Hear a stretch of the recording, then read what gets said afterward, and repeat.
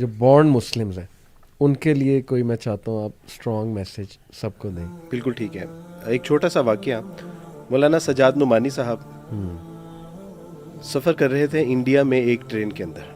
انہوں نے دیکھا کہ ایک پنڈتوں کی جماعت آتی ہے, ٹرین میں چڑھتی ہیں, اور مولانا سجاد نعمانی صاحب سیٹ پر بیٹھے ہیں, اور انہوں نے دیکھا کہ ان پنڈتوں کی جماعت میں ایک نحیف سا شخص ہے, اور وہ نحیف سے شخص انہوں نے کہا کہ آپ میری جگہ پہ آ کے بیٹھ جائیں. خود اٹھے, ان کو بٹھا دیا. تو اس نے پہلے ان کو اوپر سے نیچے تک دیکھا کہ یہ ملا ہے اور مسلح ہے اور مجھے جگہ دے رہا ہے. صحیح.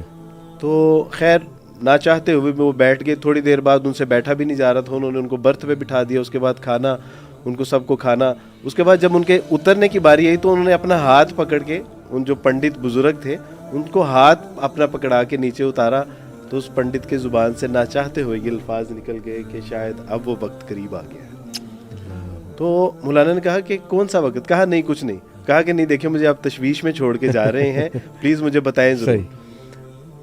علی انہوں نے کہا کہ ہماری کتابوں میں اور ہمارے بڑوں نے ہمیں یہ بتایا تھا کہ دنیا میں اس وقت اسلام کو پھیلنے سے کوئی نہیں روک سکتا کہ جب مسلمانوں کے اندر رسول اللہ کے اخلاق, معاملات اور کردار آ جائیں. تو لگتا ہے کہ اب مسلمانوں کو یعنی نبی علیہ الصلوۃ والسلام کی سنت سے محبت اور اس کو اپنانا شروع کر دیا ہے. لگتا ہے کہ اب پوری دنیا میں اسلام پھیل جائے گا. دوسرا ایک پیغام کہ جو ایک نیو مسلم, چند دن پہلے ایک بچی نے اسلام قبول کیا, اور اسلام قبول, شی اونلی جسٹ 25 ایئر اولڈ, اور ماں باپ, بہن بھائی, رشتہ داروں کو سب کو چھوڑ کے ہجرت کر کے وہ آ گئی.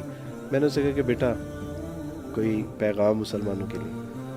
تو اس نے کہا کہ عبد الوارث بھائی 25 سال میری عمر ہے اور بالکل نوجوان ہوں. اپنے ماں باپ, بہن بھائی, رشتہ دار, گلی محلے, سہیلیاں, سکھیاں, سب کو چھوڑ کے نہیں آئی, ان کو دشمن بنا کے آئی. اب ممکن ہے کہ وہ میری میت کو کندھا بھی دینے کے لیے نہ آئے. بس مسلمانوں سے کہیے گا کہ یہ جو نعمت مفت میں مل گئی ہے نا, اس کی قدر کرنی سیکھیں اس سے پہلے کہ یہ نعمت ہم سے چھین جائے. تو آپ یقین کیجئے کہ وہ دل میں یہ پیغام جو ہے نا وہ اتر گیا, بلکہ چیر کے نکل گیا. صحیح.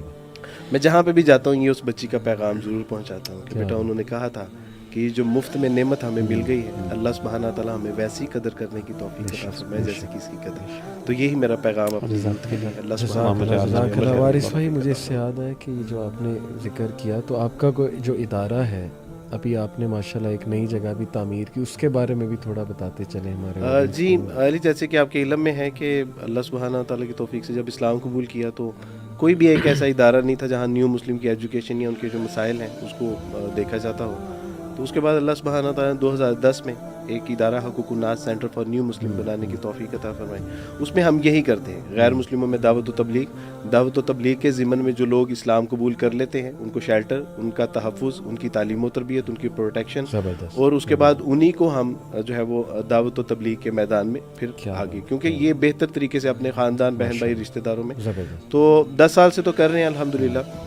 اس میں پھر ایک اہم شعبہ جو ہے وہ یہ ہے کہ بہت کتابیں لکھی گئیں لیکن غیر مسلموں کے لیے بہت کم کتابیں لکھی گئیں. تو ہم نے اس میں ایک ریسرچ اینڈ پبلیکیشن کا ایک ڈپارٹمنٹ قائم کیا کہ جس میں جو ایک غیر مسلم کے دل میں سوالات ہوتے ہیں لیکن وہ پوچھ نہیں سکتا, ڈرتا ہے, تو ہم نے پوچھے بغیر ان کو وہ ان سوالات کے جوابات دینے شروع کر دی. تو اس پہ الحمدللہ 7, 8, 9 کتابیں ابھی تک جو ہے وہ شائع ہو چکی ہیں.